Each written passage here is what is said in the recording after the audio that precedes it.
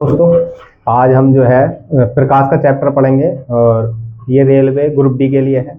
और काफी बहुत मोस्ट चैप्टर है, यहाँ से क्वेश्चन आने ही आने हैं। और ये क्वेश्चन ऐसे हैं कि इस ये चैप्टर से तो आपका न्यूमेरिकल भी और अच्छा क्वेश्चन यहाँ से आता है, ठीक है ना। बहुत अच्छा क्वेश्चन यहाँ से आता है। तो अब यहाँ के क्वेश्चन मतलब ये चैप्टर हम बिल्कुल डीपली और बारीकी से हम छोटे छोटे स्लॉट में देखेंगे। 15 10 10 15 15 मिनट की वीडियो में देखेंगे, ठीक है ना। 3 4 वीडियो लगेंगे क्योंकि चैप्टर बहुत बड़ा है। और इसे हम 3 तरीके से पढ़ेंगे। नंबर एक, एक में तो पढ़ेंगे भैया हम क्या, दर्पण, ठीक है ना। एक में पढ़ेंगे हम दर्पण। और एक तरीका दर्पण, दूसरा हो जाएगा हमारा लेंस, ठीक है ना। और तीसरा हो जाएगा प्रिज्म, ठीक है ना, प्रिज्म। ये 3 पढ़ेंगे। दर्पण में तुम्हारे समतल दर्पण, उत्तल दर्पण और अवतल दर्पण तीन हो जाएगा। लेंस में तुम्हारा उत्तल लेंस, अवतल लेंस, ठीक है ना। अवतल लेंस कहाँ इनका प्रयोग होता है, किस जगह, कहाँ कहाँ कहाँ इनका लेंस क्या चीज है, और दर्पण क्या चीज है, इनका फॉर्मूला क्या होता है, फोकस दूरी क्या होती है, कहाँ निगेटिव पॉइंट लेना, कहाँ पॉजिटिव पॉइंट लेना है, ये सारी चीजें, आवर्धन क्षमता क्या होती है, ये सारी चीजें हम इसमें देखेंगे। और प्रिज्म जो होता है वो एक, प्रिज्म में जैसा कि श्वेत प्रकाश की किरण जब गुजारी जाती है तो वो 7 रंगों में बिखर जाती है। वो कौन कौन सी होंगी, किसकी तरंग दैर्घ्य ज्यादा होती है, किसकी अपवर्तनांक सबसे ज्यादा होता है, किसका प्रकीर्णन सबसे ज्यादा होता है, ये सारी चीजें हम उसके अंदर पढ़ेंगे। तो हमारा सबसे पहला होगा भैया क्या, दर्पण, ठीक है ना। दर्पण में सबसे पहले, दर्पण में देखो, दर्पण के जो कंडीशन होती है भैया, दर्पण के लिए जो फॉर्मूला प्रयोग होता है वो होता है 1/f बराबर 1/b प्लस 1/u का प्रयोग किया जाता है। दर्पण के लिए किसका प्रयोग किया जाता है, 1/f बराबर 1/b प्लस 1/u का प्रयोग किया जाता है। अब दर्पण में सबसे पहले आता है समतल दर्पण। समतल दर्पण। अब समतल दर्पण क्या है, सुनो। समतल दर्पण क्या है कि जब, जैसे कि घरों में प्रयोग किया जाता है, जैसे कि कोई भी चीज इस तरीके से पॉलिश की होती है, पॉलिश की होती है एक साइड से, उसे हम समतल दर्पण कह देंगे, उत्तल दर्पण कह देंगे, इस तरीके की कोई भी चीज कह सकते हैं। तो समतल दर्पण, इसे किसकी पॉलिश करी होती है, AgNO3 की, AgNO3 सिल्वर नाइट्रेट की परत चढ़ी होती है, ठीक है। अब ये दर्पण क्या होता है कि कोई भी किरण, प्रकाश की किरण कोई भी आकर, इसे आपतित किरण बोलते हैं, इसे परावर्तित किरण बोलते हैं। यानी इधर से क्या है, ये पॉलिश किया हुआ है, और जब ये कोई भी किरण किसी भी सत्ते से टकराकर वापस लौट जाती है, टकराकर वापस लौट जाती है, उसे समतल दर्पण कह देंगे, यानी कोई परावर्तन कह देंगे। इसे तरीके से कह देंगे कि आप क्या कह देंगे भैया, परावर्तन। ये आपतित किरण होती है, आपतित किरण, और ये परावर्तित किरण होती है। अब इसमें जो लंब डलता है, ये तीनों एक ही माध्य पर होते हैं। तीनों किस पर होते हैं, एक माध्य पर होते हैं। ये वाला कोण और ये वाला कोण, इस कोण को कहते हैं आई और इसे कहते हैं आर। ये दोनों हमेशा बराबर होंगे। आपतित किरण और परावर्तित किरण हमेशा बराबर होंगे। और जब ये बराबर होंगे तो कभी कभी ये बूझ लेता है कि ये वाला कोण बूझ ले आपसे, ये दे देगा, ये बूझ लेगा, तो यहाँ जो होता है ये 90 डिग्री होता है, ये भी 90 डिग्री होता है। कोई सा भी कोण बूझेगा, अगर ये दे दिया और ये बूझ ले, या ये देकर ये बूझ सकता है। तो अगर ये मान लो इसने कह दिया कि ये 30 है, तो जब ये 30 है तो ये भी 30 होगा, तो ये कौन सा होगा, फिर 60 हो जाएगा। आगे समझ में नहीं आई, तो ये हो गया। अब इसी में अब समतल दर्पण की बात कर लेते हैं। समतल दर्पण, समतल दर्पण में हमेशा वस्तु आभासी बनती है। आभासी को हम काल्पनिक कहते हैं, आभासी बनती है, और आभासी को क्या कहते हैं, हम काल्पनिक कहते हैं। अगर समतल दर्पण की बात करें तो आभासी आभासी बनेगी, आभासी या काल्पनिक, काल्पनिक बनेगी।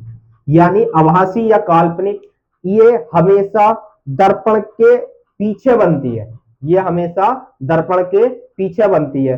और जितनी दूर बनेगी, जैसे मान लो ये दर्पण है, ये दर्पण है, अगर कोई वस्तु, अगर कोई वस्तु, वस्तु को यू से लिखते हैं और प्रतिबिंब को बी से लिखते हैं। कोई वस्तु जितनी दर्पण से दूर होगी, प्रतिबिंब दर्पण से उतना ही दूर बनेगा। अगर मान लो ये 10 पर बननी है तो ये इधर जाके भी किस पर बनेगी भैया, 10 पर ही बनेगी।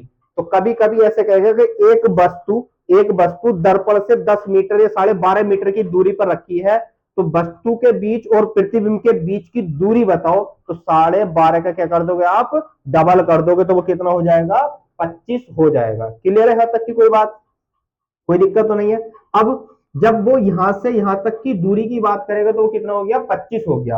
अब सुनो, अगर आपको अपना वास्तविक प्रतिबिंब देखना है, मतलब सॉरी काल्पनिक प्रतिबिंब देखना है, किसी दर्पण में पूरा प्रतिबिंब देखना है, तो दर्पण की कितनी हाइट होनी चाहिए, तो इस दर्पण की हाइट कितनी होनी चाहिए, आधी होनी चाहिए। हाइट का यानी वस्तु का आधा प्रतिबिंब क्या होना चाहिए, दर्पण होना चाहिए। दर्पण कितना होना चाहिए, वस्तु का आधा होना चाहिए। लेकिन लेकिन एक क्वेश्चन इसमें यह आता है, यदि आप दर्पण की ओर बी चाल से चल रहे हो, तो प्रतिबिंब तुम्हारी ओर किस चाल से आता हुआ प्रतीत होगा, टू बी चाल से आता हुआ प्रतीत होगा। क्लियर है, टू वी चाल से आता हुआ प्रतीत होगा। इसका प्रयोग इसका प्रयोग कहां कहां किया जाता है, जो अपने घरों में आईने लगे हुए होते हैं उनमें इसका प्रयोग किया जाता है। एक सबसे ज्यादा जो प्रयोग किया जाता है पनडुब्बी में, जो प्रयोग किया जाता है पनडुब्बी में जो प्रयोग किया जाता है, पनडुब्बी में प्रयोग कहां किया जाएगा, जैसे कि कोई वस्तु ये होगी, ठीक है ना, बाहर का दृश्य देखने के लिए जो प्रयोग किया जाता है, बाहर का दृश्य पानी में जो रहते हैं उसमें दो दर्पणों का प्रयोग किया जाता है, और दोनों दर्पण ही हमारे समतल दर्पण के होते हैं। और समतल दर्पण ये 45 डिग्री पर इस तरीके से लगाया जाता है। अगर मान लो आप यहां बैठे हो और यहां से कोई वस्तु यहां की देखनी है, तो आप 45 डिग्री ये लगा लगा दिया, इसकी छवि बनेगी इस पर, इसकी छवि बनेगी इस पर, इससे जाएगी तुम्हारी आंखों पर। ठीक है ना, तो इसका प्रयोग कहां किया जाता है, बाहर का दृश्य पनडुब्बी में जो बाहर का दृश्य देखने के लिए प्रयोग किया जाता है, वो समतल दर्पण का प्रयोग किया जाता है। घरों में इसका प्रयोग किया जाता है। मेन चीज इसमें क्या थी, समतल दर्पण में, समतल दर्पण में दो ही चीजें बहुत ज्यादा मेन थी। क्या, एक तो इसका प्रयोग ये पूछा जाता है कि कितने कोण पर लगाए जाते हैं, तो 45 डिग्री के कोण पर लगाए जाते हैं। और कितने लगाए जाते हैं, दो लगे हुए होते हैं। घरों में प्रयोग इसी का किया जाता है। ठीक है, कैसा प्रतिबिंब बनता, आभासी और काल्पनिक। और जब इसी में ही और वस्तु के समान बनता है, जितनी वस्तु है उतना ही प्रतिबिंब बनेगा। जैसे कि आप देखोगे कहीं तो बड़ा छोटा इस तरीके से आपको आएंगे, दर्पण लेंस में बड़ा छोटा इस तरीके के आएंगे, लेकिन इसमें जो प्रयोग किया जाएगा आभासी बनेगा, दर्पण के पीछे बनेगा, समान आकृति का बनेगा, इसमें कोई दिक्कत नहीं है। और जो समान आकृति का होता है, आभासी बनता है, तो जब आभासी बनता है तो हमेशा आवर्धन क्षमता जो होती है वो बराबर होती है किसके, बन के। और बन के बराबर है, जब भी कहीं आपको आभासी या काल्पनिक दिखाई दे जा तो उसकी एम की वैल्यू हमेशा पॉजिटिव ही लेनी है। आवर्धन क्षमता हमेशा पॉजिटिव लेनी है। यदि काल्पनिक आर्या है तो वहां पे सॉरी काल्पनिक में वास्तविक आर्या है, वास्तविक, तो जहां वास्तविक आए वहां हमेशा निगेटिव पॉइंट लेना है। इस पे मैं बहुत अच्छे से चर्चा करेंगे, क्योंकि आगे धीरे धीरे बहुत अच्छे से चिन्ह रखना बताऊंगा कि कहां एम की वैल्यू निगेटिव लेनी है, कहां पॉजिटिव लेनी है। छोटा होगा तो कौन सा प्रतिबिंब बनेगा, बड़ा होगा तो कौन सा प्रतिबिंब बनेगा। और मतलब एम की वैल्यू कहीं तो एक से बड़ी होगी, कहीं छोटी होगी। ये सारी चीजों पर हम बारीकी से चर्चा करेंगे, लेकिन अभी फिलहाल जो चीज चल रही है हम उसी पे चर्चा कर लेते हैं। तो ये हो गया, अब यहां प्रयोग हो गया। अब उसके बाद हम बात कर लेते हैं किसकी भैया, लेंस की, सॉरी दर्पण की। और दर्पण में अवतल दर्पण की, किसकी, अवतल दर्पण की। अब अवतल दर्पण का प्रयोग कहां किया जाता है, अवतल दर्पण का प्रयोग छोटा सा एक सीधा सा फंडा बताता हूं। जिस भी चीज को आपको बड़ा करके देखना है, जिस भी चीज को आपको बड़ा करके देखना है, वहां जो होता है, ये गोला है, जैसे मान लो गोला, ठीक है। अब जब गोला होगा तो इसे जब आप बीच में से काट दोगे, क्योंकि ये क्या है, इसका केंद्र है, ठीक है ना। और जब इसे काट दोगे, यदि कोई भी किसी की भी सतह अंदर की ओर धंसी हुई है, और बाहर से ऐसा मान लो कि लेप है इस तरीके से, तो वहां हमेशा कौन सा दर्पण होता है? अवतल दर्पण होता है। और यदि कोई भी वस्तु इस तरीके से है और अंदर से लेप आ जाए, अंदर से लेप आ जाए, तो वो हमेशा कैसा होता है? उत्तल दर्पण होता है। क्लियर है? अवतल दर्पण का प्रयोग, अवतल दर्पण का प्रयोग डॉक्टर जो करते हैं, अवतल दर्पण का प्रयोग किया जाता है।